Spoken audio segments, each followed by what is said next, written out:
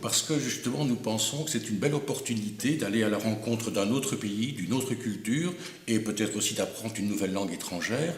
C'est enfin aussi une occasion pour soi au niveau pédagogique d'aller vers de nouvelles réalités. Au niveau personnel, nous pensons aussi que c'est une belle connaissance de soi et une belle route vers l'autonomie. Nous avons déjà envoyé plusieurs personnes en Angleterre, en Italie, aux États-Unis, au Mexique. Nous avons actuellement des candidats en stage en Irlande et en Angleterre et des dossiers se préparent déjà pour l'Italie et pour l'Espagne. Vous voyez aussi que l'action est réciproque car nous recevons actuellement aussi des stagiaires anglais qui viennent en Belgique faire un stage dans l'enseignement primaire. Alors le programme Erasmus couvre les pays européens et offre un financement. La durée est de minimum 2 mois. Habituellement, les stagiaires partent pour 3 mois. Mais la durée est fixée par l'équipe pédagogique en fonction des objectifs de ce stage. En 3e année, ce stage est essentiellement un stage actif avec les mêmes exigences qu'en Belgique. Alors, il existe aussi un programme Erasmus Belgica, mais essentiellement réservé aux étudiants inscrits en section langue, parce qu'il permet d'envoyer des étudiants en région germanophone ou néerlandophone. Le programme EMIL est un programme d'échange alors entre 2 institutions partenaires. Ici, c'est l'université de Chichester en Angleterre et nous-mêmes. Et là, c'est 4 semaines dans l'enseignement primaire. Et là, évidemment, il n'y a pas de soutien financier, c'est un soutien personnel.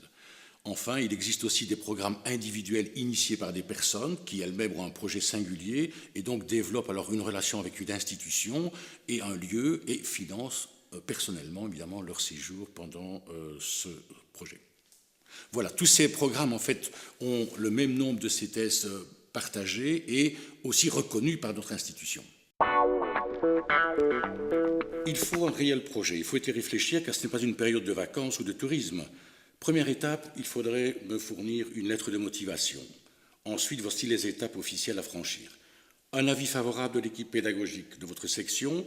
Vous avez compris que cet avis est conditionné par la réussite des cours et des stages en 1e et 2e, ce qui signifie concrètement que ce stage s'effectuera donc en 3e année. Ensuite, définir un lieu de stage et le nom d'un établissement. Vous effectuez votre choix, l'équipe pédagogique et moi-même, nous vérifions juste les données pour voir si c'est tout à fait OK avec les formalités. Vous prenez contact avec l'établissement qui va désigner une personne responsable et moi je serai le responsable du pays d'origine. Nous établissons un contrat entre les 2 établissements et enfin vous trouvez les ressources nécessaires pour votre logement, vos déplacements, vos nourritures. Ensuite, nous avons, nous, un contrat qui sera établi, qui vous donnera un petit financement de programme Erasmus européen. Bien, sur place, un maître de stage assure le suivi et il remettra aussi un rapport. Le ou la stagiaire devra aussi remplir une série de fiches d'évaluation personnelle et au retour, l'équipe pédagogique de l'ISP évaluera les progrès et les réalisations sur présentation d'un dossier complet. Ah oui, il est important de constituer son dossier le plus rapidement possible en franchissant les étapes que je vous ai présentées. On peut me contacter par email, par GSM ou en direct ici à l'IESP. Il faut bien réfléchir car quand on s'est engagé, effectivement, on doit respecter ses engagements. Au total, une quinzaine de personnes sont engagées dans cette aventure, que ce soit en section Instit, Régenda et même en EP. Alors bienvenue pour ceux qui veulent relever de nouveaux défis. Bonne chance et bonne chance à tous.